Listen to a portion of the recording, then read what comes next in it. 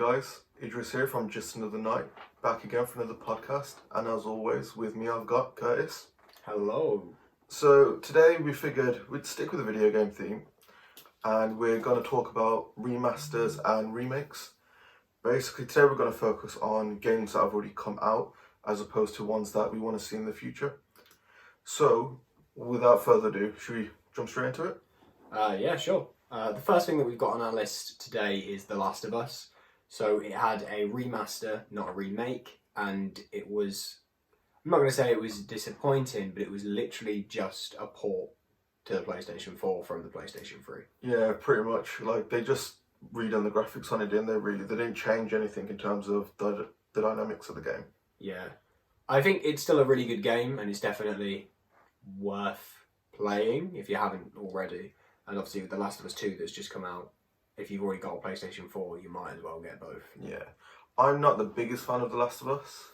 It just wasn't quite as compelling for me as I would have hoped. And I think the downside of it was that it got a lot of hype and a lot of traction. And then when I played it, it just wasn't living up to that hype. Yeah, I do understand what you mean. It was like voted Game of the Year from like so many people. But it wasn't quite mad, if you know what I mean. But how about the next game that's on our list then? One of my favourite franchises. Yep, one that we've talked about quite a lot, to be honest. Yeah, Resident Evil. I goddamn love it. I just love it so much. See, I've been told, I've read that they're going to remake Resident Evil 4. I mean... Well, remaster, sorry. I think they already did, because they re-released it on the PlayStation 5 and the Xbox One. PlayStation 5? PlayStation 4. Sorry, Okay. I'm stuck. So maybe I've missed this remaster then. But yeah, I was kind of looking forward to that, and it kind of just got swept behind other things. I mean, I've got it. Okay, so basically we're going to be playing some Resident Evil later on. But yeah, like, it's one of my favourite games, so I'm definitely hyped to play that. Especially the fourth one. What do you think about the remakes? Well, I say remakes, they're kind of more sequels, aren't they? To some extent. Kind of, yeah. I think Resident Evil 3 was really, really good. Like, it was a bit too short. That was my honest opinion. Yeah. But it was definitely worth playing and worth buying if you, obviously... Yeah. If you haven't already, then I would recommend going and getting it, especially if you like the Resident Evil series. I think I'm really looking forward to whatever they're going to do next. I do, however, think that they're taking the mick a little bit with just remastering all their old games. I feel like it's more so just to bring back the popularity. Like, look at how far gaming's come in the last couple of years. Yeah. Like, there's been a massive jump between the quality of games and the dynamics of games as well. Like, there's a lot more available, if that makes sense. Yeah, this is true. Like, I do completely understand what you're saying, and I do think them actually doing it and making remasters of their old games, it's a good thing, because it's like, we were proud of this when it came out, but it doesn't look as good as it would now, and because of that, people aren't willing to play it again, and it's not being able to introduce these amazing storylines to the younger generation who are like, well, I'm not playing that, it just looks horrible. Yeah, and that's another big aspect of it as well, is that it's more so, it's their popular titles that they're remastering, the ones that pulled people into their franchises. Yeah. Those are the ones that are getting these remasters, which is why Resident Evil 2 got the remaster, Resident Evil 4 then, I'm guessing 3 as well. Yeah, 3 was the one that was the most recent to get remastered. Right, which is why they would remaster them, because they were such popular titles when they got released. Yeah, like, it was just great. Such a good game. Like, I genuinely don't think I've got a bad thing to say about it. Yeah, like, with the remasters and stuff, I've got no issues with them. Like, my issues came with Resident Evil 5 and later, but that's a separate topic that we touched on last week anyway. After he's just said their exclusive trashy happens to be SpiderMan. And the only one of the games that was exclusive to the PS4 as well. I don't know, God of War was PlayStation exclusive. No, as in the Spider-Man games. The remaster was the one exclusive. Because I'm pretty sure Amazing Spider-Man 1 and 2 were both on the Xbox as well. Yeah, no, they were both on Xbox. And then the original 3 or 2, 1, 2 and 3 were on like PC, and I miss playing Spider-Man 2 in the library.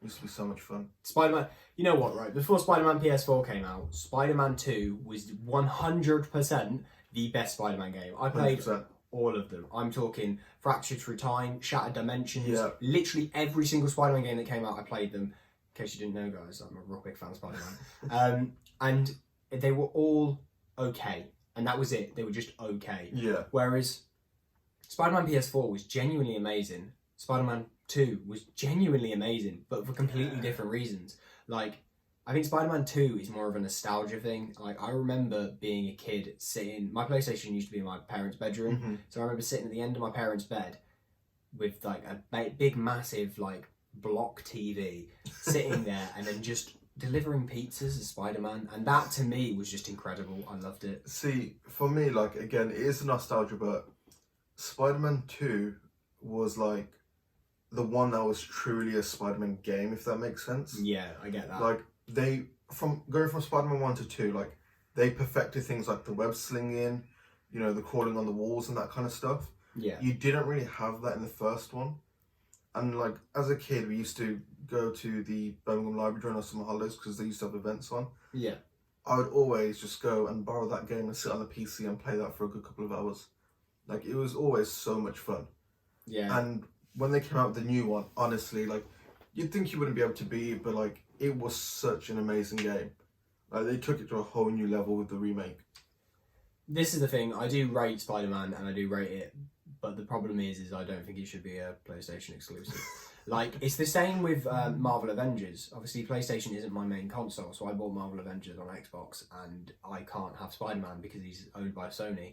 And it really, really annoys me. Like, it goes back down to the whole console wars thing. I don't think any console should have exclusive games. I think that is ridiculous. Yeah, I think in terms of Spider-Man, it's not because it's an exclusive game. I think it's purely for the fact of Sony owning the rights to Spider-Man. Yeah, no, but So it's they're just going a flex, to monopolize. Yeah, they're going to monopolize the titles they can. Yeah, but it's stupid. Don't like it. People pick whatever platform they want based on the layout and the iOS. Like, why are you deciding to take away a good game from everybody else because you're an idiot and don't want to share? What I will say in terms of PlayStation exclusive, just exclusives in general, is a case of without the exclusive, you're not going to get the other console. Like, the only reason I bought an Xbox was for Gears.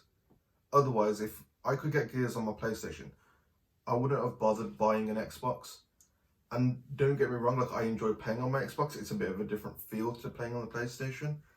But I would just always use my PlayStation instead. So I feel like that's the only benefit to have exclusives, to persuade people to buy both consoles so you can enjoy them both, as opposed to just be like, nah, Xbox all the way or PlayStation all the way. But this is the thing, like, if you have a preferred console that you would rather play, with the way that technology has moved, and obviously everything's got, like, cross-play on now, Yeah. Why? What's the point? Don't get the exclusives. Let people pick one console that they want. Yeah, Stop being just so hungry for everyone's money. It's one of the only things about gaming that I hate. It's the same as, like, it's the same principle as DLC. Okay, no, DLCs don't even get me started. And microtransactions, what the hell is this about? In order to make your character look a little bit different, you got to pay like 20 quid. What's worse is games where, in order to actually complete the game or even do some sort of form of significant achievement in the games, it's entirely based on how much you spend on the game. That does my head in. Pay to win games annoy me, like, so much. Yeah, I don't see. You already spend so much money for the console. You already spend so much money for the game itself. You already spend so much money for your subscriptions, because now you can't play online without Xbox Live or get PlayStation Plus. So when you've already got all that money you've spent on it to this point, why are you still making us pay in order to play a game you've already bought? Just preach it, stop. sister. Just stop. EA, you started this nonsense. Yeah, you deserve 100%. Yeah, just get rid of EA. I'm done with them. I don't want to need the people that develop EA to die. I just No, want to point this we just out. want EA. Just the company as a whole, stop. Yeah. Like, it's so goddamn annoying. It makes me really angry.